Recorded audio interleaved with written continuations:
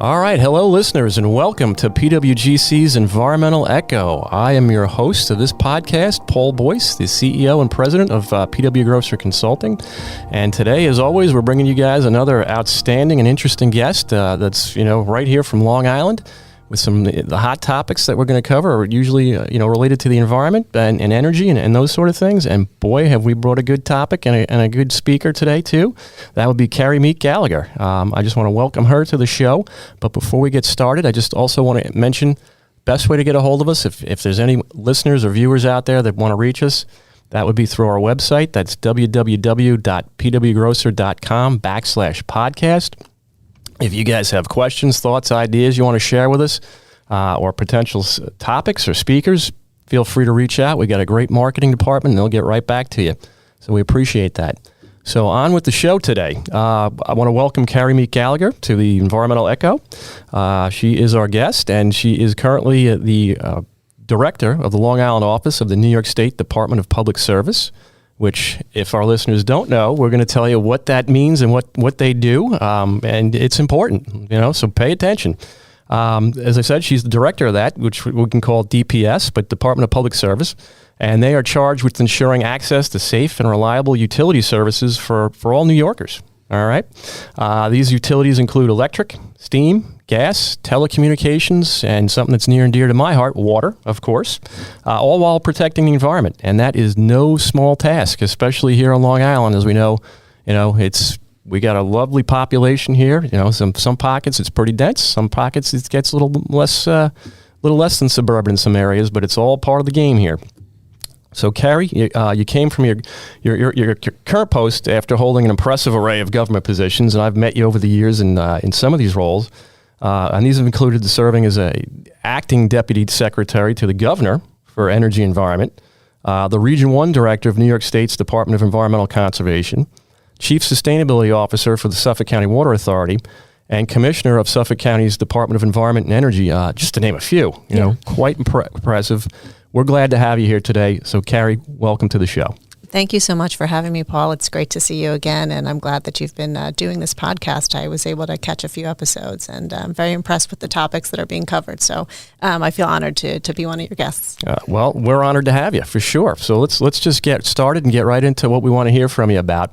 Our company a little bit, PWGC. We do focus, one of our main focuses is on improving the environment through engineering. It's near and dear to our heart. What can you tell our viewers about the Climate Leadership and Community Protection Act of 2019 and its implications for Long Island? Sure, Paul. I think it's really important. So this is also known or referred to sometimes as the Climate Act. And essentially, the best way to think about it is how are we going to go from where we are today in terms of our energy mix in New York State to being completely fossil-free by 2050? So it's a pretty whole-scale change in where we are to where we're going to be. And if you think about it, it's end of 2023, so we're really only 27 years away from hitting that goal. So there are some targets in between, some interim steps. 2025, right around the corner, is one of those. And some of the goals there are fairly, I'd say fairly simple relative to large scale, but, having 6 gigawatts of solar. Yeah. Having 1,500 megawatts of storage, so that could be battery storage, but any type of energy storage, because obviously you can't have renewables without also having storage. And then in terms of energy efficiency and energy savings, getting to 185 trillion British thermal units, which is a lot. I know it's hard. It's hard for us to contemplate, but that's just how things are measured. But I think even bigger than by 2030, and I know we're going to get into some of this, but then you jump from 6 gigawatts of solar to having 10 gigawatts of solar installed in New York State, to getting 70% of our energy fully from renewables, to 40% reduction in greenhouse gas emissions from the 1990 levels. And I know this is going to be near and dear to your heart with some of the work you guys do, but having 1 million electric homes plus 1 million electric ready homes. So the whole idea is, how do you get to fossil free? Is you electrify, right? Because that's how you can get off natural gas and oil. And then in between 2035, we get to 9 gigawatts of offshore wind, 100% light duty electric vehicles. So this is another big changeover, because if you look at it, buildings and transportation are the two areas that I the most emissions. think of all of this, that's probably going to be the most difficult from the public standpoint. You know, and I've mentioned it on this podcast before. I've got a great big jacked up truck and I love it, you know, and yeah, I can see it being electric someday, but right now I'm like, I love the way it roars and rumbles down the road and everything else. And it handles great. And, you know, a lot of my friends are just like that too. There's no way I'll never go EV, you know, that sort of thing. How do you handle that perception? You know, and I'm all for it. I really am. But right now, I just bought this truck back in March. It's December now. Okay. So it's like, I'm holding on to this thing, I hope for like 6, 7, 8 years, whatever it's going to be. Right. Yeah. And 2035 is the changeover year in New York State. After that date, you won't be able to purchase a vehicle that isn't electric in New York State. At least that's, you know, that's the legislation, that's the target. And the governor has been a really admirable leader in this, in the face of everything going on in the world economy and the global situation, certainly. But I would say it's piecemeal. Although Long Island, and I think one of your other, I think this was just on one of your recent podcasts too, Chris Kelly had quoted it, right? Yep. So Long Island's actually been an early adopter of electric vehicles, just like we have been with solar. So I think it's twofold. One is you need to have the right mix of incentives for folks. And actually this year, coming out for 2024, PSCG Long Island will once again be offering charger rebates. So if you get an electric vehicle and you want to have a charger at your home, a residential electric vehicle charger, there's now a rebate higher for low to moderate income. But so that's one way, right? So let's have some incentives. Right now there are great incentives from the federal government, the state government, and then your local utilities. It's also then having the charging infrastructure available. You're reading my mind. Yeah, that was my next question. What are we doing about that? Yeah. So there's a huge investment in New York State and actually by the federal government. But New York State has really been leading the way. We have a program called EV Make Ready, so electric vehicle make ready. So tons of money going into making sure that there is, in fact, that charging infrastructure all across the state, especially on major roadways. And then I think the other piece we have to figure out is not just the major roadways, but how do you do it in major kind of like shopping centers or places where folks could plug in while they're doing errands. Yeah, of course, right? Yeah. Because you want to get to the point where charging your vehicle is as simple as stopping for gas.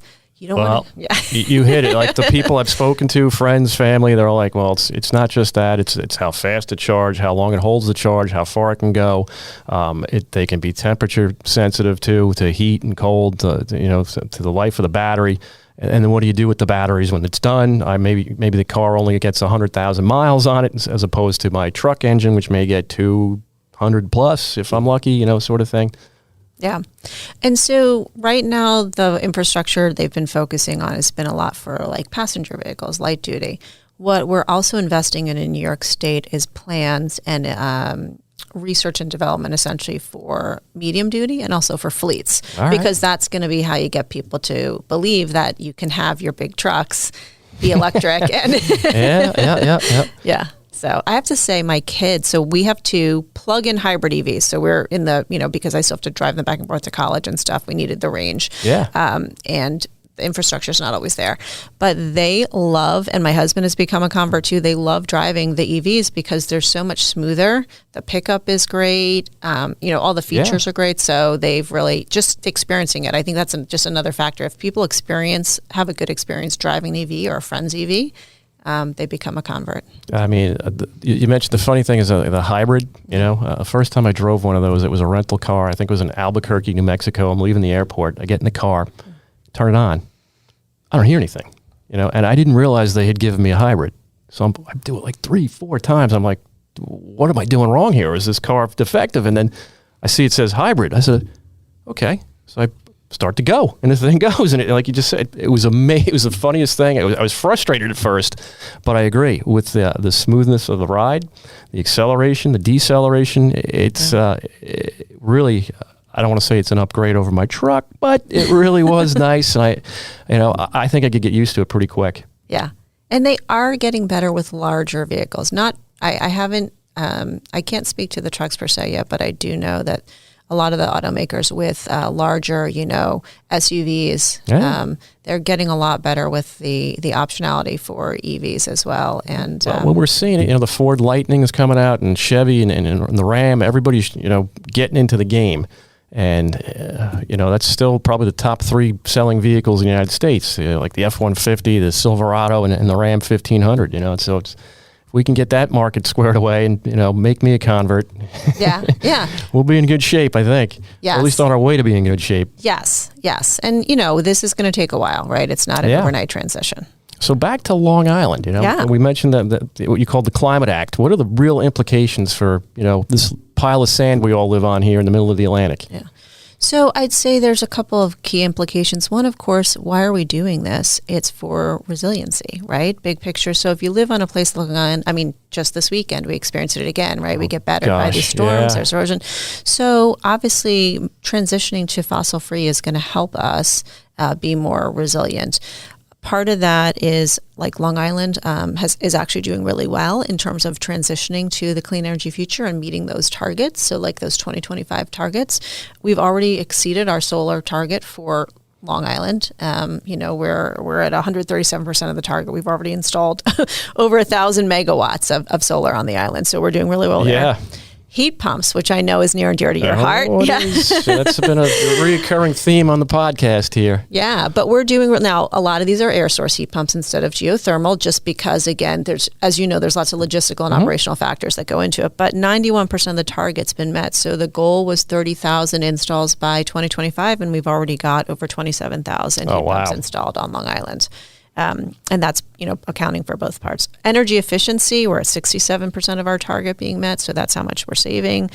Electric vehicles it's a little tougher, although we have been an early adopter. They gave us, I think, a fairly large target based on vehicle registration. So we're supposed to have 178,000 EVs. We're at 45,000, which I still think is, pretty good to be at 45,000 already. I feel like 178,000 by 2025 might be a little tough. A little ambitious, huh? A little ambitious. Energy storage, we're a little short of. We're only 15% of the target. But again, energy storage, you really need big, and so that's not something that the average person can contribute to. And this wasn't on my list of questions for you, but you brought up a great topic. I see it in the paper all the time. These battery facilities, storage facilities that it's too close to a school. It's too close to this. I don't want it here. They're not in my backyard. Do you see that really being an obstacle to overcoming some of these storage issues? With people and maybe not fully understanding them or being afraid of them or how the general public perceives these things. Yeah, that is definitely one of the challenges. And it is like with every new technology. And this is something where, frankly, engineers can be helpful, right? Because we need to help alleviate those concerns. They are safe. But anyone who saw the cover of Newsday today, of course, the story was that there's all this energy storage being proposed and communities are upset, and Southold and Southampton have moratoriums, and how are we going to overcome that in order to reach these goals? Because again, you can't have 100% renewable energy powering your grid if you don't also have storage, because renewables work intermittently. So you need the storage for when they're not being generated. So I think there is going to be, and the governor's taking a leadership role on this again, but trying to get out in front in terms of what's the messaging and how do we work together and how do we engage the stakeholders and how do we help overcome those concerns. Certainly after the I'll say recent, but in the past year, there were a couple of fires throughout the state, energy sources, and she pulled together a task force to look at that and try to figure out how we can ensure safety for these. Is everything still like that lithium ion type of battery for storage, or are we looking into alternatives that maybe, less prone to fires or easier to put out if a fire starts or anything like that? Yes, they are. There is research into alternatives. And again, bringing it back to Long Island, we have 2 facilities here that I know of at least that are looking into battery storage or energy storage and clean energy. So you've got Brookhaven National Lab, which has a huge, I mean, they're all about energy, right? They're a Department of Energy facility. So they're definitely looking into all types of alternatives, but including in battery storage. And then you have the Advanced Energy Research and Technology Center at Stony Brook University, right? Yeah, of course. So between those 2, who then work with a whole bunch of, both of them work with a bunch of other institutions and private sector, and they're all looking into how do we come up with new ideas that are safer, that are better, that are more efficient, and commercialize them. So. Well, at least we're looking into it if we're not on our way. That's the first step, and it would certainly help because, like I've seen, a lot of opposition, and I just wish the public would understand maybe a little bit better, and maybe not be so fearful. But and there are things to overcome, as fires.